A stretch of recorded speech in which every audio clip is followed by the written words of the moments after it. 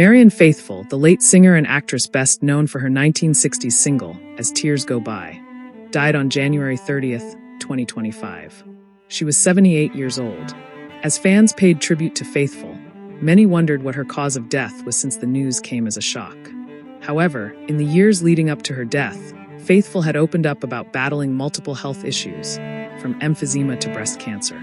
Marianne passed away peacefully in London today, in the company of her loving family. A statement from Faithfull's spokesperson said, according to BBC. She will be dearly missed.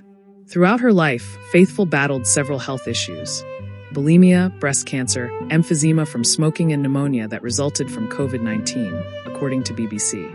The outlet reported that the UK native was hospitalized for 22 days after catching COVID in 2020. Throughout the 2000s, Faithfull opened up in her memoir, Memories, Dreams and Reflections, about battling hepatitis C. In 2014, the British artist reportedly broke her hip, then later suffered from an infection at the prosthesis.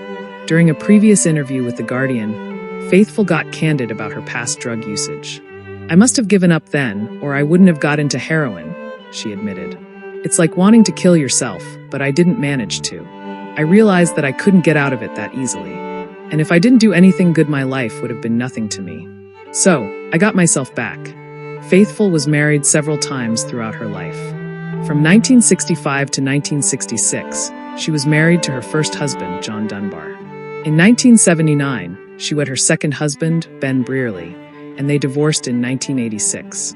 From 1988 to 1991, Faithfull was married to her third husband, Giorgio della Terza. Perhaps Faithfull's most famous relationship was with Rolling Stones frontman Mick Jagger from the late 1960s to 1970. Faithfull was a mother to one son named Nicholas. Before she gave birth to her child, the Three Sisters actress experienced multiple miscarriages and abortions. During a previous interview with The Guardian, Faithfull opened up about how she skyrocketed to stardom. Without holding back, she told the publication, "To be frank, I always knew I was something quite extraordinary. It was as if I had a lot of potential but would never fulfill it. I blew it on purpose or had no confidence." However, she still underwent a few setbacks in show business. Faithfull admitted to the outlet that she had felt terrible manufactured, at times when it came to her public image. From 1966 to 1970, Faithfull was in a highly publicized relationship with Sir Mick following his split from model and actress Chrissy Shrimpton. Her first hit, As Tears Go By, was written by Sir Mick and Richards, and was followed up with a series of successful singles, including Come and Stay With Me, This Little Bird and Summer Nights.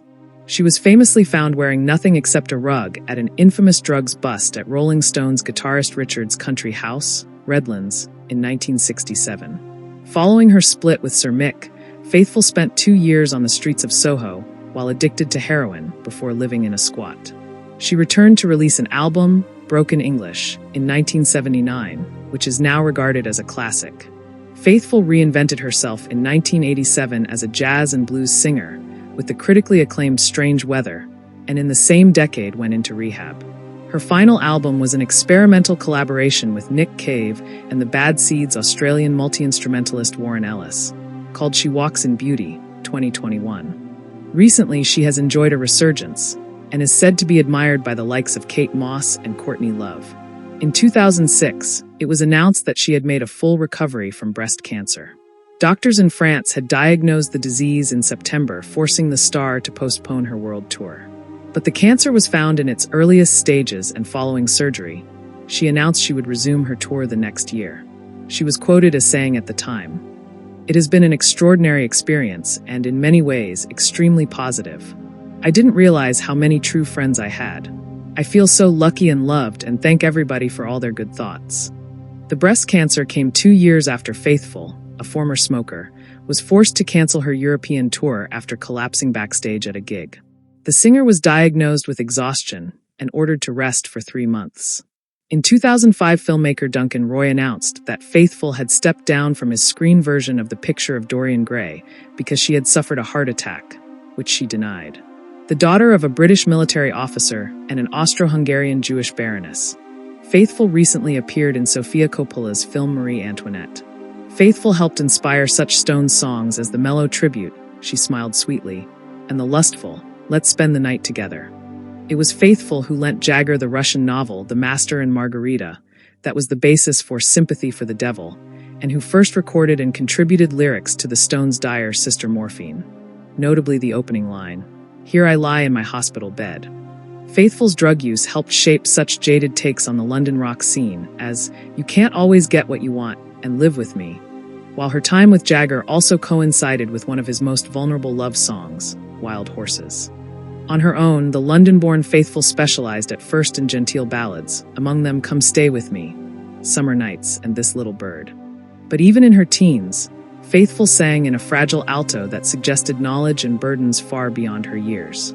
Her voice would later crack and coarsen, and her life and work after splitting with Jagger in 1970 was one of looking back and carrying on through emotional and physical pain. She shared everything and censored in her memoirs and in her music, notably Broken English, which came out in 1979 and featured her seething "Why'd You Do It?" and conflicted guilt, in which she chants, I feel guilt, though I know I've done no wrong." Other albums included Dangerous Acquaintances, Strange Weather, The Live Blazing Away, and most recently, She Walks in Beauty. Though Faithfull was defined by the 1960s, her sensibility often reached back to the pre-rock world of German cabaret, and she covered numerous songs by Bertolt Brecht and Kurt Weill, including Ballad of the Soldier's Wife, and the sung ballet, The Seven Deadly Sins. Faithfull's parents separated when she was 6, and her childhood would include time in a convent and in what she would call a nutty, sex-obsessed commune. By her teens, she was reading Simone de Beauvoir, listening to Odetta and Joan Baez, and singing in folk clubs.